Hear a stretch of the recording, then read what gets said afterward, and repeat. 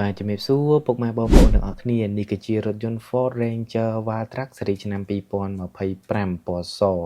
យើងឃើញថារថយន្តនេះឥឡូវគឺចាប់ផ្ដើមចូលស្តុកហើយបងប្អូនអាចធ្វើការទិញភ្លាមបានភ្លាមមិនបាច់ធ្វើការកក់រងចាំយូរក្នុងកម្រិតតម្លៃត្រឹមតែ$53,900តែប៉ុណ្ណោះអញ្ចឹងសម្រាប់ពុកម៉ែបងប្អូនដែលចង់ជឿនៅរថយន្ត Ford គ្រប់ model ចង់ជឿជាលុយសុទ្ធក៏បានឬក៏ជ្រើសរើសជាមួយនឹងសេវាកម្មបង់រំលោះក៏បានចំពោះការបង់រំលោះបងប្អូនអាចធ្វើការរំលោះសុទ្ធ 100% ក៏ដូចជាធ្វើការចូលរួមមុនខ្លះក៏បានដូចគ្នាដែរតាក់ទងជាមួយនឹងអត្ថប្រយោជន៍តម្លៃដែលខាងក្រុមហ៊ុនផ្ដល់ជូនទៅអតិថិជនគឺដូចគ្នាមិនថាបង់រំលោះឬក៏ទិញលុយសុទ្ធទេដោយឡែកថ្ងៃនេះខ្ញុំបាទសូមណែនាំនៅរថយន្តមួយប្រភេទនេះបាទដែលជារថយន្ត Ford Ranger Wildtrak ម៉ាស៊ីន 2.0 បាយតាក់បូភ្ជាប់មកជាមួយនឹងប្រអប់លេខ10វគ្គអូតូអាចផលិតកម្លាំងសេសបានរហូតដល់210 PS និងកម្លាំងរមុលកង់គឺកើនឡើងខ្លាំងមែនទែនរហូតដល់500 Newton meters ឯណោះរីឯការបង់ពន្ធផ្លូវបងប្អូនចំណាយត្រឹមតែ$20,000តែប៉ុណ្ណោះក្នុងមួយឆ្នាំបើយើងក៏លេចមកមើលផ្នែកខាងក្រៅវិញវ៉ាវតែម្ដងគឺស្រស់ស្អាតទំនើបគឺហាប់ណែនធន់រឹងមាំគ្មានគូប្រៀបតែម្ដងហើយដោយដែលបងប្អូនបានដឹងហើយថារថយន្ត Ford Ranger Wildtrak គឺជារថយន្ត pick up full option បច្ចេកវិទ្យាទំនើបបាទការរចនាផ្នែកខាងក្រៅយើងឃើញថាបំពាក់មកជាមួយនឹងប៉ាណាពណ៌ខ្មៅបាទអំពូលភ្លើង matrix LED មានសមត្ថភាពរេតាមចង្កូតជះពន្លឺបានច្បាស់អំពូលភ្លើង7កាងខាងមុខក៏ជាប្រភេទ LED sensor ខាងមុខចំនួន4គ្រាប់កាមេរ៉ា360បន្ថែមជូនជាមួយនឹងទំពក់អូសដោងផ្នែកខាងមុខចំនួន2មានប្រព័ន្ធចាប់កលងផ្លូវបាទប្រព័ន្ធ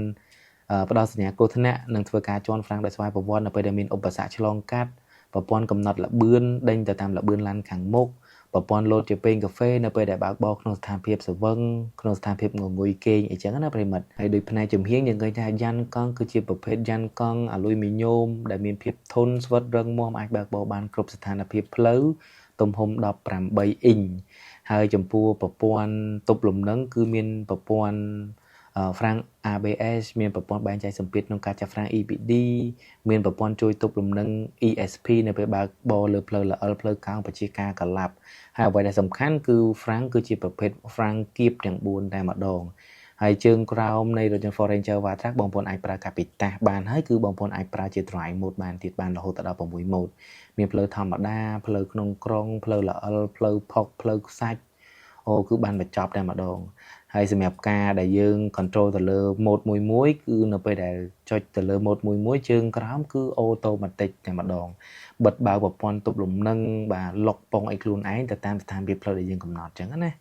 បាទហើយឈ្នាន់ក៏បានបំពាក់មកជាមួយនឹងឈ្នាន់ជាន់រួចជាស្រេចធំងាយស្រួលក្នុងការជាន់ឡើងទៅលើរថយន្តកញ្ចក់មើលក្រៅក៏ធំដែរបងប្អូនពេលដែលមានមេឃភ្លៀងឬក៏ពេលដែលយើងចូលចតចូលអាយ៉ែ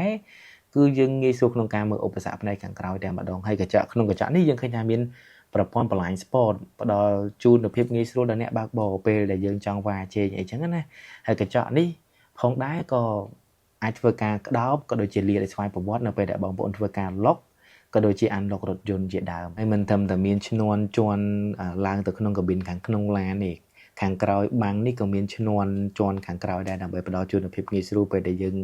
ទុកដាក់អីវ៉ាន់ផ្នែកខាងក្រោយយើងឡើងទៅលើបាំងខាងក្រោយក៏ស្រួលដែរអញ្ចឹងណាប្រិមិត្តហើយសម្រាប់បាំងខាងក្រោយហ្នឹងគឺបងប្អូនអាចផ្ទុកទម្ងន់បានរហូតដល់1តោនទៅ1តោនកន្លះហើយអូសជាមួយនឹងកុងតឺន័រសណ្ដោងជាមួយនឹងឧបករណ៍ផ្សេងគឺបានរហូតដល់2តោនទៅ3តោនអញ្ចឹងណាផ្នែកខាងក្រោយក៏បានបំពាក់មកជាមួយនឹង sensor ការពារសុវត្ថិភាព4គ្រាប់ផ្នែកខាងក្រោយអញ្ចឹង4មុខ4ក្រោយហើយនេះជាកាមេរ៉ា360បាទកាមេរ៉ា360នេះគឺផ្ដល់នូវរូបភាពច្បាស់ល្អមែនទែនដល់អ្នកបើកបរមួយជុំរថយន្តតែម្ដងមិនធំតែប៉ុណ្្នឹងទេខាងក្រោយនេះក៏មានប្រព័ន្ធជាន់ហ្វ្រាំងដោយស្វ័យប្រវត្តិដែរនៅពេលដែលមានឧបសគ្គឆ្លងកាត់ផ្នែកខាងក្រោយហើយក៏មានប្រព័ន្ធផ្ដល់សញ្ញាគ្រោះថ្នាក់នៅពេលដែលយើងរយ៉ាចេញពីចំណតមានឧបសគ្គមកឆ្វេងស្ដាំគឺរថយន្តនឹងធ្វើការផ្ដល់សញ្ញាគ្រោះថ្នាក់នៅក្នុងតាប៉ាឡូឲ្យអ្នកបើកបរបានដឹងដើម្បីត្រៀមកុំឲ្យមានការប៉ះពាល់ដល់អ្នកដទៃអញ្ចឹងណាបើនិយាយពីផ្នែកខាងក្នុងវិញយើងឃើញថាវ៉ាវតែម្ដងមានសភាពធំទលាយផ្ដល់ជូននៅផាសុកភាពដល់អ្នករួមដំណើរក៏ដូចជាអ្នកបើកបរហើយយើងឃើញថាជារថយន្ត pick up ទេប៉ុន្តែខាងក្នុងគឺ premium មែនទែនបំពាក់មកជាមួយនឹងកៅអីស្បែកបាទប្រណិតមានភាពទន់បាទហើយជាប្រភេទកៅអីចុចទាំងសងខាងតែម្ដងទាំង passenger និង driver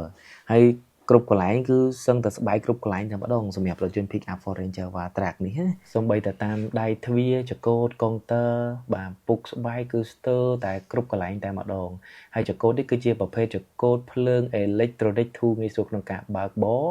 កុងទ័រជាប្រភេទកុងទ័រ Digital ថ្មីស្រឡាងផ្ដល់ជូននូវព័ត៌មានជាច្រើនដល់អ្នកបើកបរហើយចំពោះអេក្រង់ touch screen គឺជាអេក្រង់ touch screen ទំហំ12 inch ចំនួនចុងក្រោយ Syn 4A ដែលបងប្អូនអាចប្រើប្រាស់ជាមួយនឹងកម្មវិធី Apple CarPlay និង Android Auto បានដោយមិនបាច់ប្រើខ្សែនិងបានមកពាក់ជាមួយនឹងប្រព័ន្ធសាកថ្មអត់ប្រើខ្សែហ្វ្រាំងដៃអេឡិចត្រូនិកម៉ាស៊ីនត្រជាក់គឺបងប្អូនអាចធ្វើការកំណត់បានពីរស៊ូនផ្សេងគ្នាខាង passenger ផ្សេងនិងខាង driver ផ្សេងមិនត្រឹមតែប៉ុណ្្នឹងទេក៏បានបន្ថែមជាមួយនឹងម៉ាស៊ីនត្រជាក់ផ្នែកខាងក្រោយផងដែរផ្ដល់ជូននូវផាសុកភាពដល់អ្នករួមដំណើរផ្នែកខាងក្រោយមានសភាពត្រជាក់ស្រួលខ្លួនហើយចំពោះផ្នែកខាងក្រោយក៏មានសភាពធំទូលាយផងដែរ